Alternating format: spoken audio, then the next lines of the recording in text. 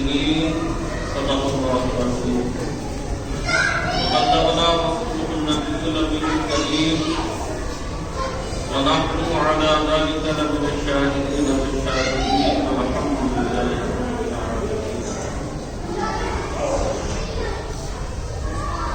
رفیقان ملت اسلامیہ کرنے سے پہلے ہمارا انتہائی عقیدت و احترام کے ساتھ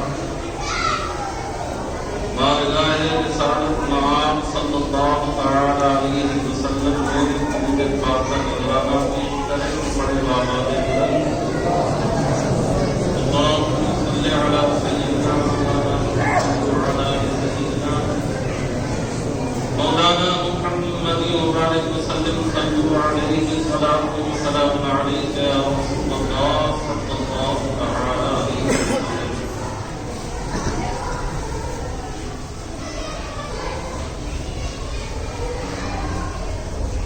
اللہ تبارک و تعالی اپنے مقدس اور رحمت کلام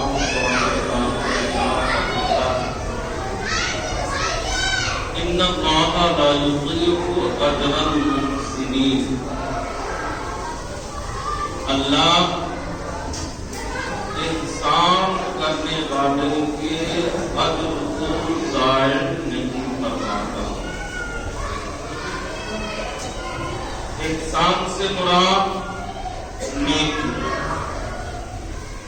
اگر آپ نے کسی کے ساتھ کوئی بھلائی کی ہے، اگر آپ نے کسی کے ساتھ نیکی کی ہے، اگر آپ نے کسی کے ساتھ کوئی اچھا تعاون کیا ہے، یا آپ کی نیت اچھی تھی اور اس نیت کی بنیاد پر آپ نے کسی کو نیک مشورہ دیا ہے، تو اللہ تعالیٰ اس کے اجر کو ضائع نہیں فرمائے گا، بلکہ اللہ آپ کو اس کا اجر عطا فرمائے گا.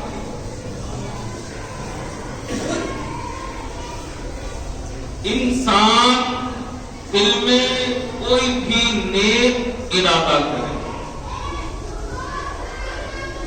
حدیث شریف ہے، اللہ کے نبی صلی اللہ تعالی علیہ وسلم نے فرمایا، جب انسان بھلائی کا ارادہ کرتا ہے، جب انسان نیک کام کا ارادہ کرتا ہے اور ابھی اس نے کیا نہیں ہے، لیکن اللہ اپنے فرشتوں سے فرماتا ہے کہ میرے اس بندے نے ارادہ اچھا کیا ہے، اس کا ارادہ نیک ہے،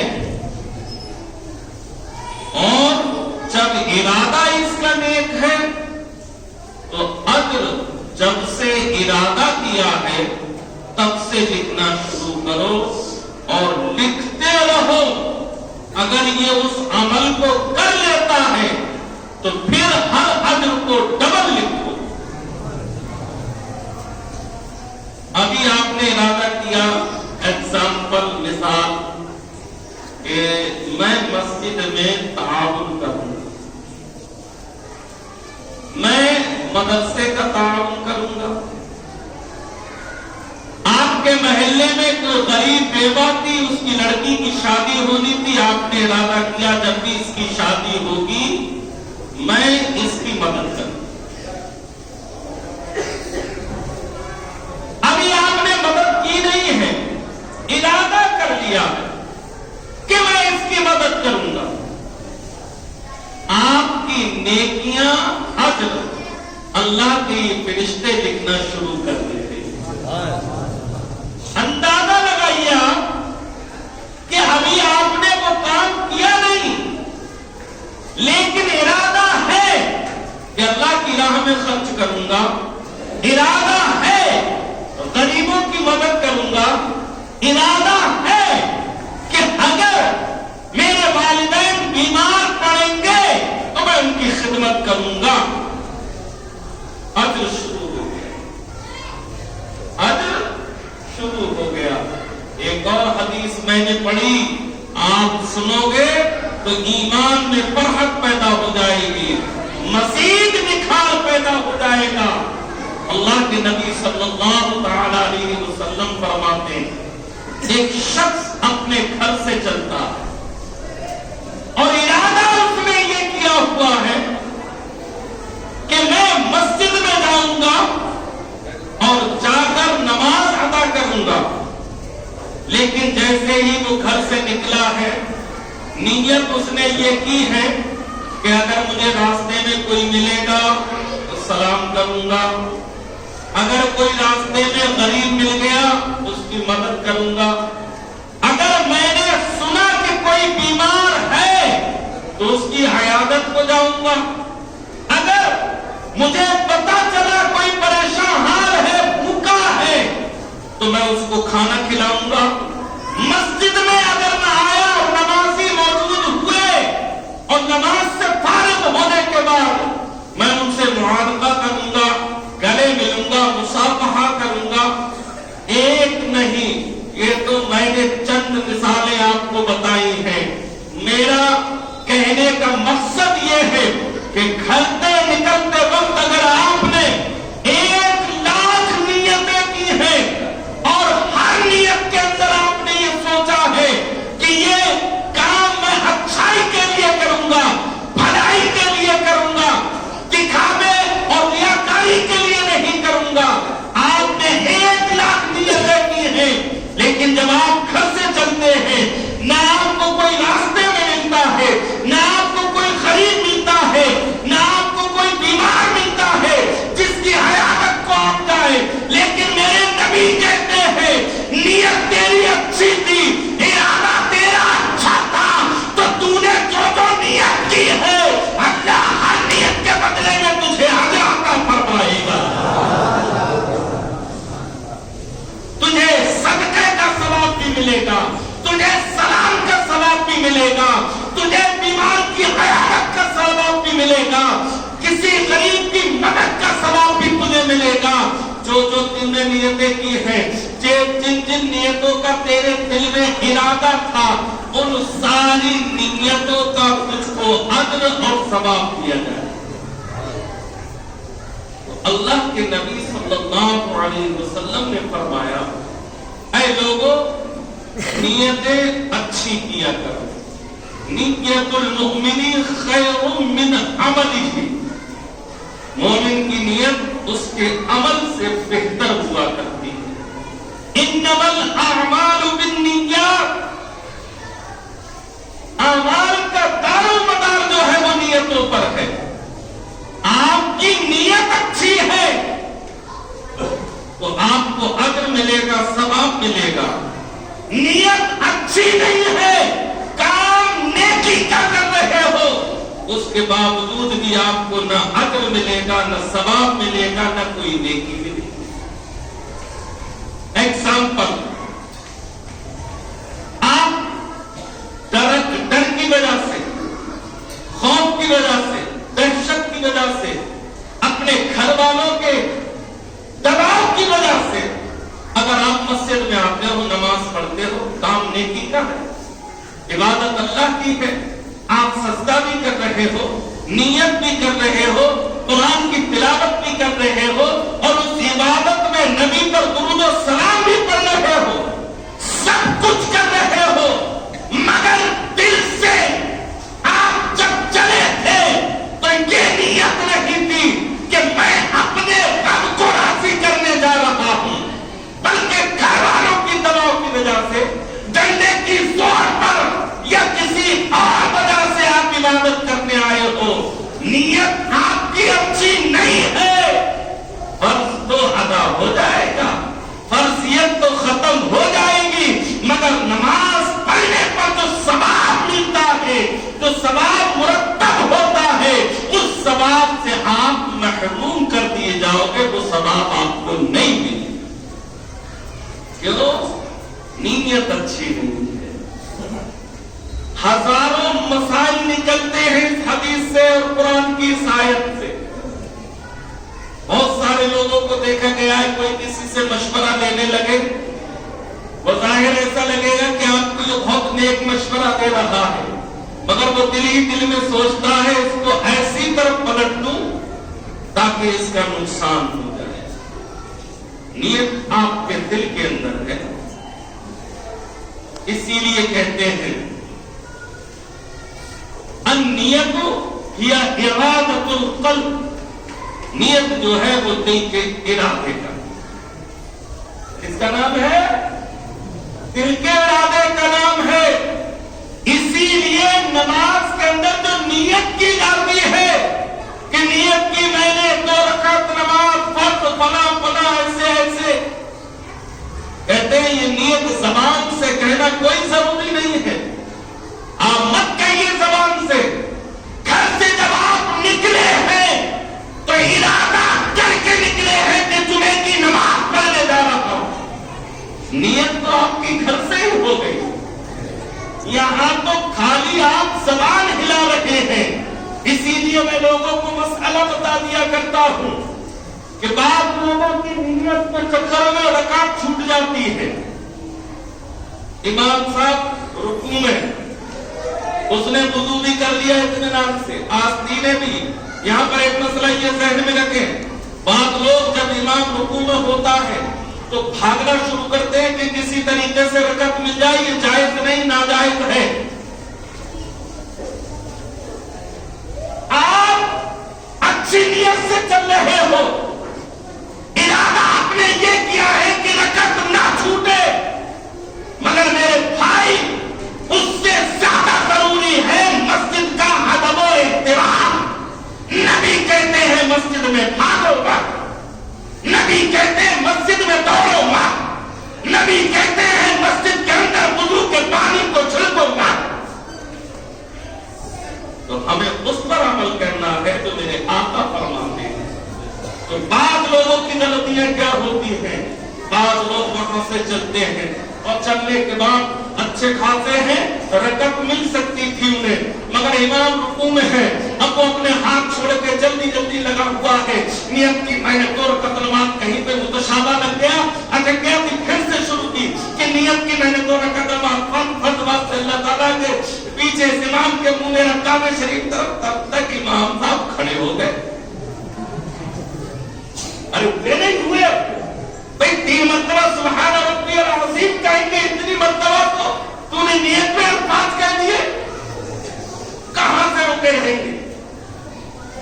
میرے بھائی ایسی غلطی مت ہونے دو، نیت تو آپ کر کے چلے ہو گھر سے کہ میں پڑھنے کیا جا رہا ہوں، عبادت کون سی کرنے جا رہا ہوں، بس آپ آئیے اور آنے کے بعد ڈائریکٹ نیت کر لیجیے اور اللہ اکبر کہہ کے اپنے ہاتھ باندھ لیجیے۔ الفاظ کہنا ضروری نہیں ہے، یہ تو جب ہے جب آپ اطمینان سے کھڑے ہیں، مستحب ہے، بہتر ہے کہ آپ الفاظ بھی ادا کر لیں، کھڑے ہیں تو اطمینان سے نیت بھی باندھ لیں، لیکن جب ایسی سچویشن آ جائے، ایسی کنڈیشن آ جائے تو آپ ڈائریکٹ اللہ اکبر کہیں، ہاتھ باندھیں اور اتنی دیر رکے کھڑے ہو کر جتنی دیر میں سبحان اللہ کہا جاتا ہے اتنی مقدار کھڑے ہونا ہم پر فرض ہے، اس کے بعد دوبارہ اللہ اکبر کہتے ہوئے آپ رکوع میں جائیں۔ یہ مسئلہ ہے، ذہن میں بات رہے۔ تو نیت کہتے ہیں دل کے ارادے کو، آپ نے نیت اچھی کی ہے، آپ کا ارادہ اچھا ہے تو اللہ آپ کو اس پر اجر اور ثواب عطا فرمائے گا، اللہ آپ کو اس پر نیکیاں عطا فرمائے گا۔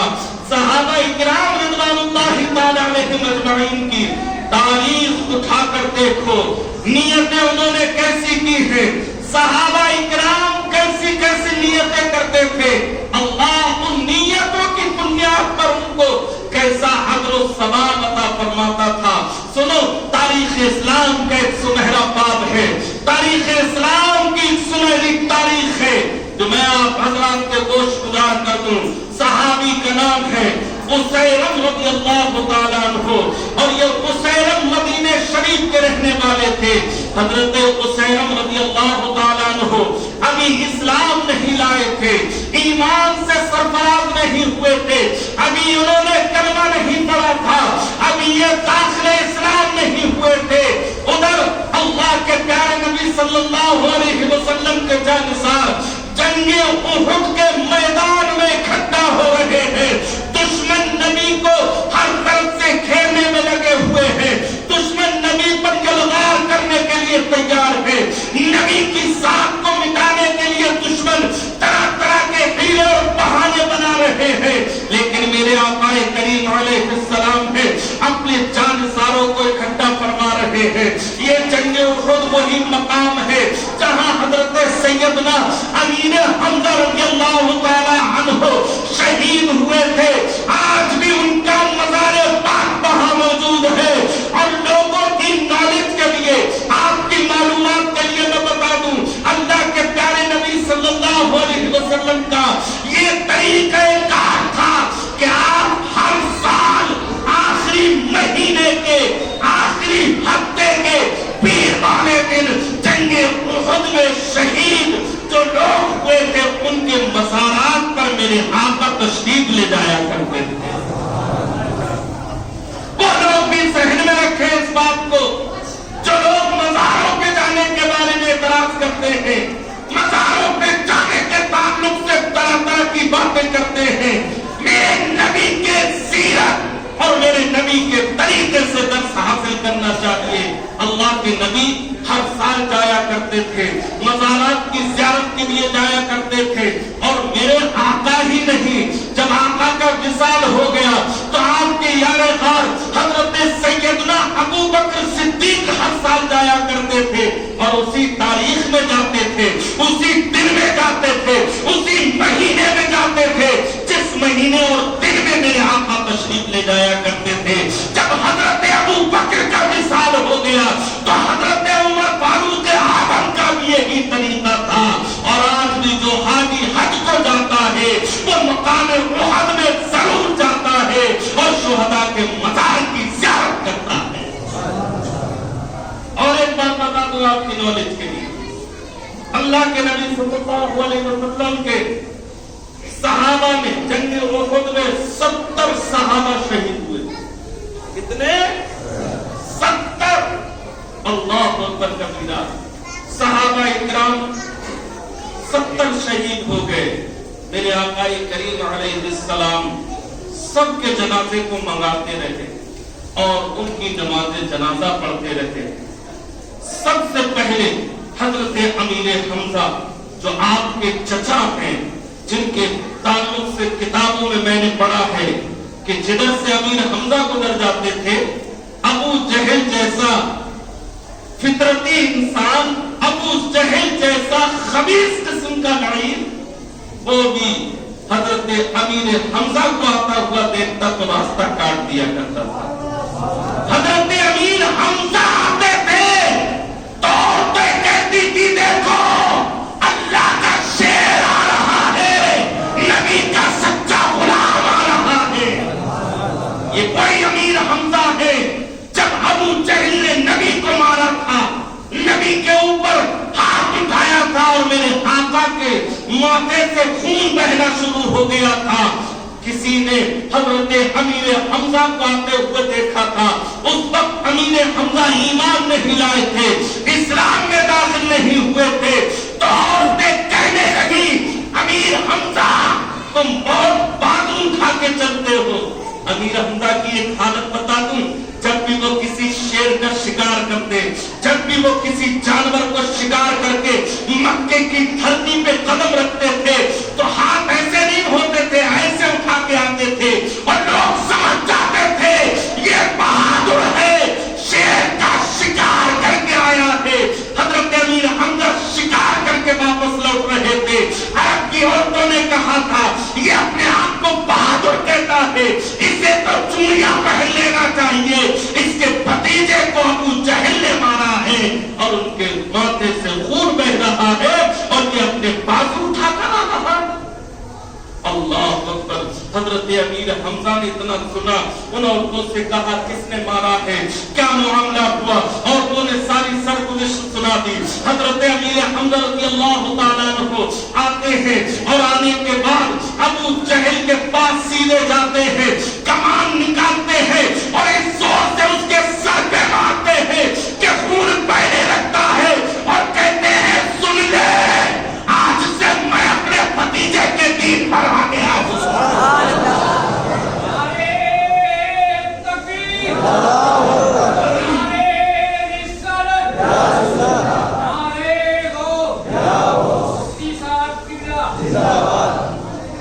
سبحان اللہ سبحان اللہ۔ آپ سن لیں، میں آج سے اپنے بھتیجے کے دین پر ہوں۔ کوئی مائی کنال ہو باہر نکلے، جسے اپنی عورتیں بیوہ کرانی ہو وہ باہر آئے مجھ سے مقابلے کے لیے، جسے اپنے بچے یتیم کرانے ہو وہ باہر نکل کے آئے اور امیر حمزہ کا مقابلہ کرے۔ اللہ اکبر کبیرہ۔ یہ حضرت امیر حمزہ غالباً 36 میں وہ فرد تھے جو اسلام میں داخل ہوئے تھے۔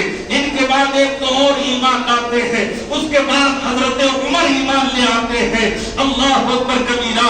حضرت عمر جب ایمان لائے تھے، عجیب واقعہ ہے، میں واقعہ نہیں سناؤں گا، اپنی بہن کی گھر سے ارادہ کر کے چلے تھے کہ اب میں ایمان لے آؤں گا، کلمہ پڑھ لوں گا، ہاتھ میں تلوار تھی، لوگوں نے نبی کو بتایا عمر آ رہا ہے، ہاتھ میں ننگی تلوار ہے، تو یہی نبی کے چچا تھے، امیر حمزہ تھے، تلوار لے کے کھڑے ہو جاتے ہیں اور کہتے ہیں یا رسول اللہ علیہ الصلوۃ والتسلیم۔ دین بدل گئی، آپ دیکھیں غور کریں، دین بدل گئی۔ اب تک بھتیجا تھا، اب یا رسول اللہ ہو گئے۔ یہی تو ایمان سکھاتا ہے ہم کو، جو ایمان میں آ جاتا ہے اللہ اس کے مرتبوں کو بلند فرما دیا کرتا ہے۔ سبحان اللہ سبحان اللہ۔ تلوار لے کے کھڑے ہو گئے، عرض کرنے لگے یا رسول اللہ اگر عمر کا ارادہ نیکی کا ہے تو ٹھیک، ورنہ تلوار بھی عمر کی ہوگی، گردن بھی عمر کی ہوگی اور امیر حمزہ کے ہاتھ میں اس کا سر ہوگا۔ اللہ اکبر کبیرہ۔ مگر امیر حمزہ کو کیا معلوم تھا، میرے آقا اس سے پہلے دعا کر چکے تھے، یا اللہ دو عمر ہے، ان میں سے ایک عمر اسلام کو عطا فرما دے، ایک عمر اسلام کو عطا فرما دے۔ حضرت عمر دہلیز پہ قدم رکھتے ہیں، لوگوں نے روکنا چاہا مگر میرے نبی کہتے ہیں نہیں، عمر کو آنے دو۔ اللہ اکبر کبیرہ۔ تاریخ میں لکھا ہے عمر آتے ہیں، نبی کھڑے ہو کر استقبال کرتے ہیں اور جیسے ہی آئے تو آقا کریم علیہ السلام نے ان کو اسلام کی دعوت دی، عمر نے کلمہ پڑھا اور اسلام میں داخل ہو جاتے ہیں۔ میرے نبی کے رخ زیبا کو دیکھا ہے، اسلام میں داخل ہو گئے ہیں۔ تو عمر جو ننگی تلوار لیے پھرتا تھا مکے کی زمین پر، محمد جہاں ملے گا اسے قتل کر دوں گا، لیکن جب نبی کو دیکھا ہے، جب قرآن کو سنا ہے تو عمر کے دل میں ایمان کی محبت پیدا ہو جاتی ہے اور ایسی محبت پیدا ہوئی کہ ایمان میں داخل ہو جاتے ہیں۔ ایسے ہی جیسے ہی عمر کلمہ پڑھتے ہیں، اسلام لاتے ہیں، عمر کہتے ہیں یا رسول اللہ کیا ہم حق پر نہیں؟ کہاں حق پر ہو؟ کہاں ہمارا اللہ ہمارا معاون و مددگار نہیں؟ کہاں ہے؟ تو عمر نے کہا یا رسول اللہ آج سے اسلام کی دعوت چھپ کے نہیں دی جائے گی۔ عمر تلوار لے کر نکل جاتے ہیں، ایک طرف عمر ہے دوسری طرف امیر حمزہ ہے، دونوں تلوار لے کر نکل جاتے ہیں اور مکے کی دھرتی پر اعلان کر دیا جاتا ہے جسے اپنے بچے یتیم کرانے ہو وہ محمد کے مقابلے پر آ جائے، جسے اپنی عورتیں بیوہ کرانی ہو وہ محمد کے مقابلے میں آ جائے، اور جسے دنیا میں اور آخرت میں جنت لینی ہو وہ میرے نبی کے قدموں میں آ جائے۔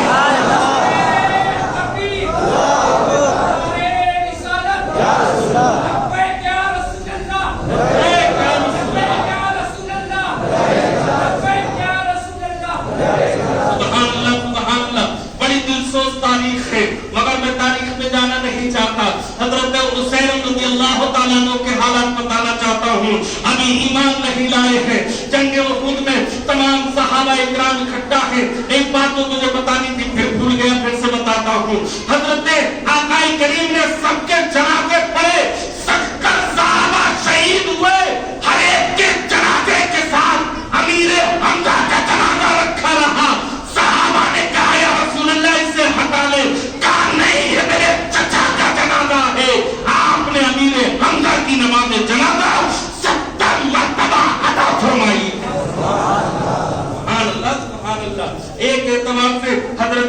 حمزہ اور میرے آقا دونوں بھائی بھائی تھے. آپ سوچو گے کیسے ہے؟ جس کا دودھ امین حمزہ نے پیا ہے اسی کا دودھ اللہ کے نبی نے بھی پیا ہے. تو دونوں بھائی ہو گئے دودھ شریف. سبحان اللہ.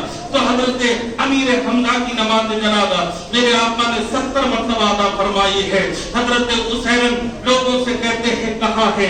جانثار جنگ احد کے میدان میں اکٹھا ہے. وہ دوڑتے ہوئے آتے ہیں, ابھی ایمان نہیں لائے ہیں, اسلام میں داخل نہیں ہوئے ہیں. حسین دوڑتے ہوئے آتے ہیں اور آنے کے بعد صحابہ کے جمع کثیر میں گھس جاتے ہیں اور کہتے ہیں اسد بن معاذ کہاں ہے؟ اسد بن معاذ کہاں ہے؟ لوگوں نے کہا وہ احد کے میدان میں لڑنے گئے ہوئے ہیں. کہاں ان کے بھتیجے کہاں ہیں؟ کہاں وہ بھی لڑنے گئے ہیں. کہاں ان کے بھانجے کہاں ہیں؟ کہاں وہ بھی گئے ہوئے ہیں. حضرت حسین رضی اللہ تعالیٰ عنہ کہتے ہیں ایک تلوار مجھے بھی دے دو. ایک تلوار مجھے بھی دے دو. اللہ اکبر کبیرہ. صحابہ کہتے ہیں تم ہماری جماعت سے نکل جاؤ, تم ابھی ایمان نہیں لائے ہو, ابھی تم دشمنوں کے ساتھ ہو, ابھی تم نے کلمہ نہیں پڑھا ہے. مگر حسین کہتے ہیں نہیں نہیں, میرے دل میں ایمان کی محبت پیدا ہو گئی ہے, میرے دل میں ایمان کا جذبہ پیدا ہو گیا ہے, میرے دل میں نبی کی محبت ہے, میرے دل میں اسلام کی محبت ہے اور میں کلمہ پڑھنے والوں میں سے ایک ہوں. اللہ اکبر. صحابہ کرام نے جب یہ سنا پرجوش طریقے سے ایک نعرہ بلند کرتے ہیں. حضرت حسین کو تلوار عطا کر دی جاتی ہے. حسین چلے جاتے ہیں مگر حضرت اسد بن معاذ کو نہیں معلوم تھا کہ میرا بھائی جو ہے وہ ایمان لا چکا ہے. جیسے ہی میدان میں پہنچتے ہیں دشمنوں کے مقابلے میں کھڑے ہوتے ہیں تو حضرت اسد بن معاذ کہتے ہیں یہاں سے نکل جاؤ, تم یہاں سے چلے جاؤ, تم ہمارے ساتھ کیوں آئے ہو, تمہارا ہمارے ساتھ کیا کام ہے؟ حضرت حسین کہتے ہیں اے میرے بھائی اسد بن معاذ, اب میں تم میں سے ہوں, جیسے تم ہو ویسا میں ہوں, میں بھی تمہارا دینی بھائی ہوں, میں بھی اسلام لے آیا ہوں, میں بھی نبی کا کلمہ پڑھنے والا ہوں. حضرت اسد نے اتنا سنا تھا بھائی اکٹھا ہو جاؤ, آپ دشمنوں کے چھکے چھڑا دیے جائیں گے. دونوں بھائی تلوار چلاتے ہیں, اس انداز سے تلوار چلاتے ہیں جنگ احد کے میدان میں کفار کی صفوں کی صفیں سبایا کر دیتے ہیں. آخرکار شہادت نصیب ہو جاتی ہے. حضرت حسین کو شہید کر دیا جاتا ہے. حضرت حسین شہید ہو جاتے ہیں. اللہ اکبر کبیرہ. جب جنگ ختم ہو جاتی ہے سارے لوگ اپنی اپنی جگہوں پر آ جاتے ہیں. اللہ کے نبی ارشاد فرماتے ہیں جاؤ صحابہ کی لاشیں اٹھا کر لائی جائیں. صحابہ کی لاشیں اٹھا کر جب لینے کے لیے دیگر صحابہ جاتے ہیں لاشوں کو ٹٹولتے ہیں تو حضرت حسین کی لاش بھی نکلتی ہے. مگر حضرت حسین کو ابھی جان نہیں گئی تھی, ابھی ان کے جسم میں جان باقی تھی, ابھی روح کب سے انسلی سے پرواز نہیں کر گئی تھی. اللہ اکبر کبیرہ. صحابہ نے کہا یہ تو حسین لگتے ہیں. حسین نے اتنا سنا تھا اور کہا تھا میں وہاں تک پہنچوں نہ پہنچوں لیکن محمد صلی اللہ علیہ وسلم تک میرا پیغام پہنچا دیا جائے. اے نبی, حسین آپ کے نام پر قربان ہوا ہے. حسین کا جتنا مال ہے وہ سب کا سب اسلام کے لیے وقف کر دیا گیا. سبحان اللہ سبحان اللہ. حضرت حسین کا سارا مال اسلام کو دے دیا جاتا ہے, اسلام کی حمیت میں دے دیا جاتا ہے. مسلمانوں یہ واقعہ سنانا مقصود نہیں تھا, آگے کی بات سنو گے تو ایمان میں جگہ پیدا ہو جائے گی. صحابہ کرام حضرت حسین کو بھی اٹھا کر لاتے ہیں. ان کا بھی انتقال ہو چکا ہے. انتقال ہونے کے بعد جو باتیں حضرت حسین نے کہی تھی وہ میرے آقا کریم علیہ السلام کو صحابہ نے بتائی تو میرے آقا ارشاد فرماتے ہیں, میرے آقا کہتے ہیں, میرے آقا ارشاد فرماتے ہیں. مسلمانوں سنو میرے آقا نے کیا ارشاد فرمایا. آقا فرماتے ہیں یہ حسین وہ ہے, حسین وہ ہے ایک ٹائم کی نماز نہیں پڑھی ہے اور جنت کا مالک بن گیا. سبحان اللہ سبحان اللہ. ایک وقت کی نماز نہیں پڑھی, جنت کا مالک بنا بیٹھا ہے. اللہ اکبر. حضرت ابو ہریرہ صحابہ سے کہا کرتے تھے بتاؤ ایسا کون شخص ہے جس نے ایک ٹائم کی نماز نہیں پڑھی. मगर जन्नत का मालिक है। तो फिर सहाबा बता दिया करते थे, जो नहीं बता पाते तो हजरत अबू हुरैरा कहते वो हजरत उसैरम की ज़ात गिरामी है।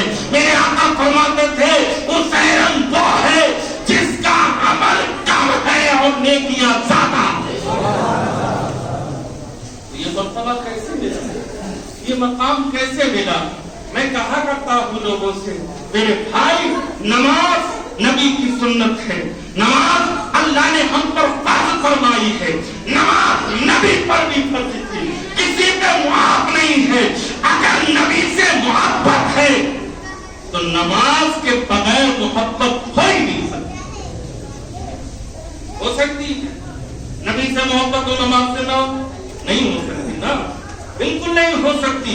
अगर नबी से मोहब्बत है तो नमाज से मोहब्बत होगी, नबी से मोहब्बत है तो हर चीज से मोहब्बत होगी जो इस्लाम में है, जो दीन में है, जो मजहब में है, हर उस चीज से हमें मोहब्बत होगी अगर हमें अपने नबी से सच्चा लगाव और उनसे। मेरे आका करीम अलैहिस्सलाम के सहाबी हजरत उसैरम, अब मैं आपसे एक सवाल करता हूं, इतना बड़ा मकाम हजरत उसैरम को कैसे, न एक टाइम की नमाज, न एक रोजा, न कोई सदका खैरात, न कुरान की तिलावत, इतना बड़ा मकाम कैसे मिल गया? तो कहा मकाम नमाज से नहीं मिलता है, मकाम मिलता है नबी की ज़ियारत से। मकाम किससे मिलता है? नबी की ज़ियारत से। अब आप कहोगे कि ये क्या बात कह दी कि नमाज की अहमियत कम कर दी? ना, नमाज सबसे अहम फरीज़ा है, नमाज से बड़ा फरीज़ा कोई नहीं। कलमे के बाद सबसे बड़ा मर्तबा अगर किसी का है तो किसका है?